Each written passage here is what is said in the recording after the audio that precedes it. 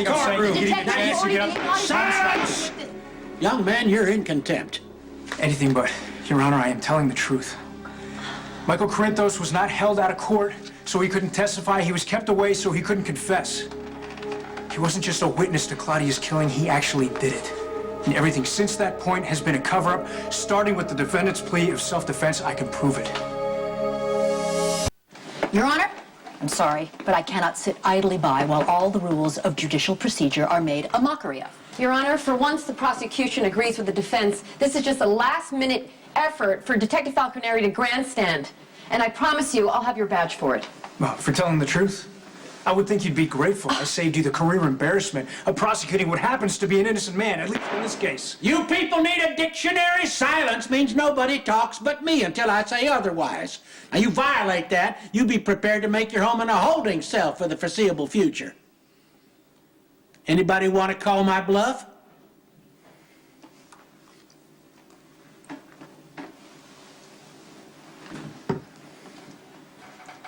Bailiff, take the jury back to the jury room. You are not dismissed. You are not to put credence on anything you've just heard. At this point, this is nothing but a fairy tale concocted for God only knows why, and I intend to find out. Now, don't talk about it. Go.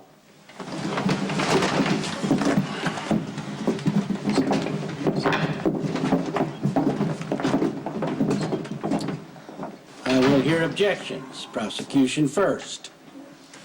Detective Falconeri is a walking conflict of interest, Your Honor. He's the defendant's son, as evidenced by the fact that he's already lied under oath to this court to protect his father. And talk about fairy tales? Who can forget the whopper that Detective Falconeri spun about the Keystone Cop who fumbled his gun and shot himself, when anyone with half a brain knows that Sonny Corinthos shot him at point-blank range? You prove that, we'll have something to talk about. I've already proved it in the second lie Detective Falconeri is telling. He is covering for his father again by trying to direct this court into a mistrial. And any proof he claims to have is yet another fabrication unless Michael Corinthos walks in here and confesses. Are you going to produce this witness? No, you can't, because you conveniently let him go. Your Honor, for all we know, the detective and Michael have cooked this whole thing up, and Michael is probably kicked back on some privately owned, mob-financed island, laughing his ass off at the rest of us, scrambling around trying to find justice for Claudia Corinthos, the actual victim here. Detective Falconeri.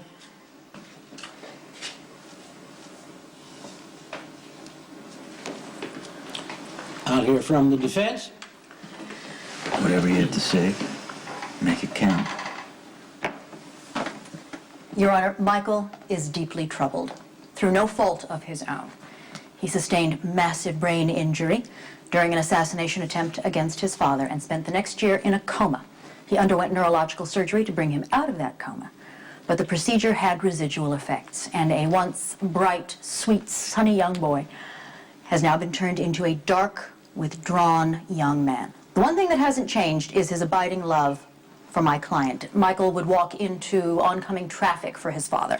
I'm going to interrupt you for a clarification, Miss Miller. Are you objecting to a development that could exonerate your client? My client does not wish to go free at the expense of his son, so his story still stands.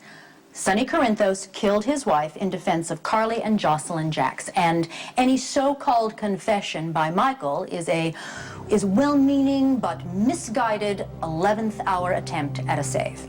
I'm sorry, Your Honor, did everyone miss the part where I said I've got proof? You stifle yourself, Detective Falconeri. This is my courtroom. I make the rules. You don't come in here like some wild dog into a hen house doing and saying whatever you want. Either you abide by my wishes, or I will lock you up and rule any evidence you may offer as fruit of the poisoned tree and toss it. Now, the Honorable Judge Peter Carroll calls you to the stand and admonishes you. This story better damn well be good.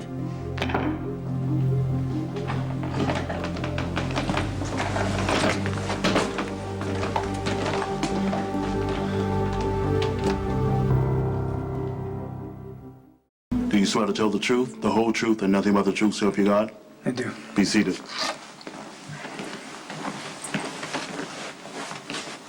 Okay, Detective, you wanted the floor. You got it. Be convincing. Now, believe me, Your Honor, I wouldn't be on the stand exonerating Sonny Corinthos on a whim. I built the case against him. I thought it was solid. I felt a sense of pride and accomplishment for finally busting the guy who's been wiping his shoes with the law forever and thumbing his nose at the rest of us. Sonny deserves to be locked up. But for something he did. And he didn't kill Claudia Corinthos. Michael did. And that poor kid has been living in a world of hell ever since. Your Honor, I'm going to have to object. The witness is sermonizing. He hasn't produced a single fact or piece of evidence to support this ridiculous accusation. Overruled, though I agree. I haven't heard anything so far but a point of view. So, why did you overrule Already it? ruled. What happens when I rule, Miss Walsh? Subject closed. Now you're getting it. Let me make this very clear, just so there's no room for misunderstanding. Detective Falconeri is not a prosecution witness. He's not a defense witness. He's my witness, and I will question him as I see fit without interference from lawyers. You two got that? Yes, Your Honor. Got it. Facts, Detective. What happened that made you believe that your accomplished investigation wasted everybody's time by focusing on the wrong perpetrator? This is a conversation I had with Morgan Corinthos. I was able to ascertain that Michael was being hidden at the Copa del Oro Resort in the Caribbean, property owned by the defendant. I went down there to serve Michael a subpoena, still under the impression that he witnessed his stepmother's murder. I confronted Michael that way. He became angry and called me a smug, stupid cop who was basically obsessed with taking his father down. Then he laid it out for me. All the events leading up to Claudia's death. I don't suppose you got this confession on tape. Miss Walsh, Your Honor, I'm sorry, but to have to listen to this... that just cost you $500. Open that yapper again, you'll spend the night in jail. Go on. To answer the prosecutor's question, no, I did not get the confession on tape. But you mentioned proof. I didn't believe Michael at first, and I told him so. He produced a blood-stained shirt from his backpack. Said it was the one he wore the night he killed Claudia and that the blood was hers. I brought Michael back with me, sequestered him, and dropped the shirt off with forensics to be tested. Was it put into evidence? Number 1232 SD in the PCPD evidence locker. Get that shirt over here. Forensics confirmed the blood was Claudia's and the DNA was a match to Michael. His story matches the evidence and fits the timeline. Yeah, I'll be the judge of that, but before I make a decision, I need you to be very specific, Detective Falconeri. What did Michael confess to? Exactly did he admit to hitting Claudia with intent to kill?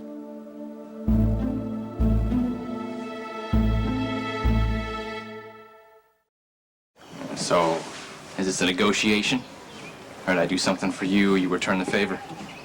Like maybe walk away and pretend you never saw me? I can't do that. No, somehow I knew you'd say that. Oh, I have to turn you in. But I'd like to hear what really happened that night. From you. Not with Carly's spin or Dante's conflict clouding things. Straightforward from your perspective. When you look back with perspective, it all ties together. Michael had been struggling since he came out of the coma. It was neurological damage. He had impulse control issues. I mean, he was an emotional, volatile kid. And that night set him off. I gotta admit, it was shocking when Sonny went off on Claudia the way he did. No one expected it. Everything seemed normal. 1 minute, everything was fine, and then the next, chaos. Claudia had Michael's pregnant mother at gunpoint. She was going into labor. She hauls her out of there, steals a car, goes God knows where. I mean, Michael wasn't the only one flipping out. Jax brought me home. My dad showed up, wanted me to stay with him, and they got into this raging fight. You know, I stood there thinking, if I just come forward sooner and say it was Claudia who got me shot, none of it would be happening. So, you know, my head felt like it was going to explode. You know, so I decided to take off. I didn't know or care where I end up. I mean, Canada seemed as good as a destination as any, so I got in my car and I headed for the border. Michael's driving along. He sees the car Claudia stole from the Metro Court. He knows it's hers because it's got the valet ticket. But there's no sign of Carly and Claudia. So I yelled out for my mom. I was already afraid of what I might find. My mom had a risky pregnancy, and we tiptoe around her for months because any stress caused a stroke. So, and after everything that just happened, I felt scared for her. Michael followed a track through the woods to a cabin. At first, he was relieved. Carly and Claudia had found shelter. I made my way up to the door, and I heard my mom screaming. Does it get hazy from there? I wish. I remember every second. I mean, can you imagine what's going through this kid's head? There's his mother on the couch. She'd just given birth, and this mad woman who'd kidnapped her at gunpoint is about to take off with the baby. So there wasn't much time to think. I just knew I couldn't let Claudia leave that cabin with my baby sister. So I grabbed the axe and I ran inside and I hit her as hard as I possibly could. And then she just crumpled. So still. Blood making a pool under her head. Michael dropped to his knees beside Claudia. That's where he got her blood on his shirt. And she was dead.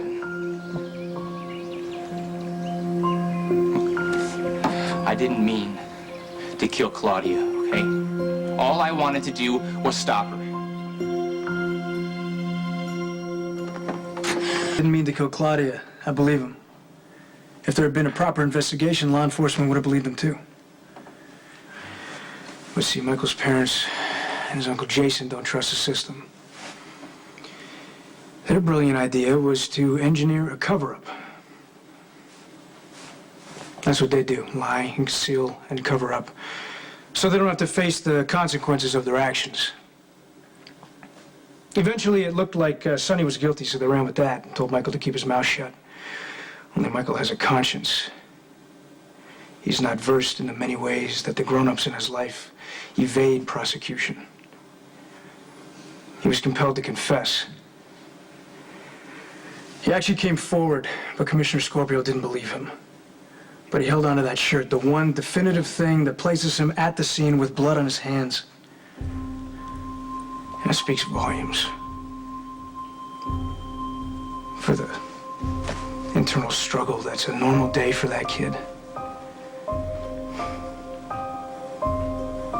Yeah, you know, my brother is messed up. How could he not be with these conscienceless people in charge of him? All right, now you are sermonizing. Your Honor, may I please speak? Briefly, to me. I would simply caution, Your Honor, this is about a conflicted cop with conflicted loyalties conspiring with a brain-damaged kid to try to save their dad from going to prison by offering up a more sympathetic killer. I appreciate you looking out for me, Counselor, but I won't be basing my decision on this matter on anybody's word. I need to talk to the boy himself. To that end, I'm issuing a warrant for the arrest of Michael Corinthos III for the murder of Claudia Zaccara Corinthos.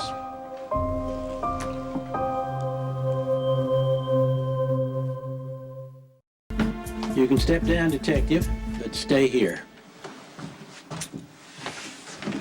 There was one other witness to the events that transpired in the cabin that night, a witness apparently who perjured herself, Mrs. Jacks, front and center. Let's swear this witness in again, bailiff. Apparently the first time it didn't take.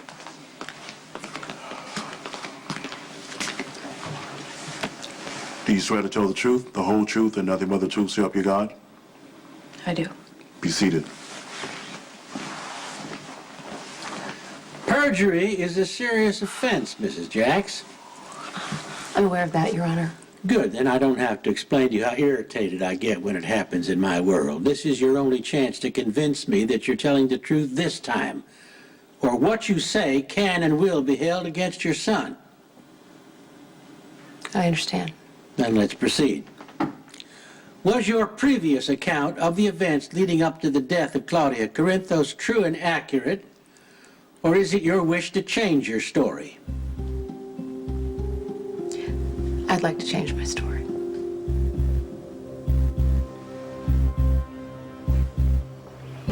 Was your son Michael present in the cabin on the night Claudia Corinthos died? Yes. He drove over with Sonny. He was a few steps behind. He walked in right after Sonny hit Claudia. And Michael was understandably shocked. He knelt down next to Claudia to see if she was okay. He had no idea she was dead. And that's how Michael got Claudia's blood on his shirt. So the confession that Michael gave to Detective Falconeri, that's the lie. You have no idea what my son's been through. He went out with his father to a coffee warehouse and he was shot. And that's because of Claudia. She hired someone to kill Sonny and Michael was hit instead and he spent a year of his life in a coma. When Michael woke up, he wasn't the same, and that has been very difficult for all of us. Michael has not been able to control his impulses ever since. He speaks without thinking. He says things he doesn't mean. He has been in counseling. He's been to therapy, and we have medical records to support this. Yes, we wanted to protect Michael. We wanted to shield him from this case because we didn't want to put him through this. But Michael didn't do anything wrong, and he definitely did not kill Claudia Zacchara. And what Detective Falconeri's motives are for wanting you to think that he did, I cannot say. I don't know. I can only guess that the prosecution is correct in saying that Dante wants to use my son to protect Sonny, who happens to be his father. And that's huge for Dante. And if you don't believe that, you're not as smart as I think you are.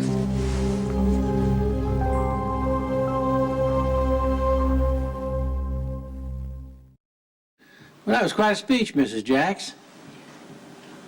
I was just telling you how it happened. Is that it, or is there something you'd like to add? That's all. Step down. I want Michael Corinthos' medical records added to the case file and on my desk for review. This court will be adjourned until such time as Michael Corinthos can be produced to go on record. Miss Miller, your client's status hasn't changed. He's still the defendant in an ongoing murder trial. The jury is still sequestered and may be called to render their previous verdict or restart deliberations. Court is adjourned.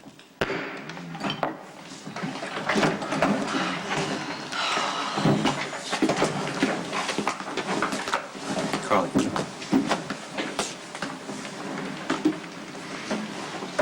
Well, you've been just aching to get Michael on the stand. Looks like you're gonna get him. Classic case of careful what you wish for.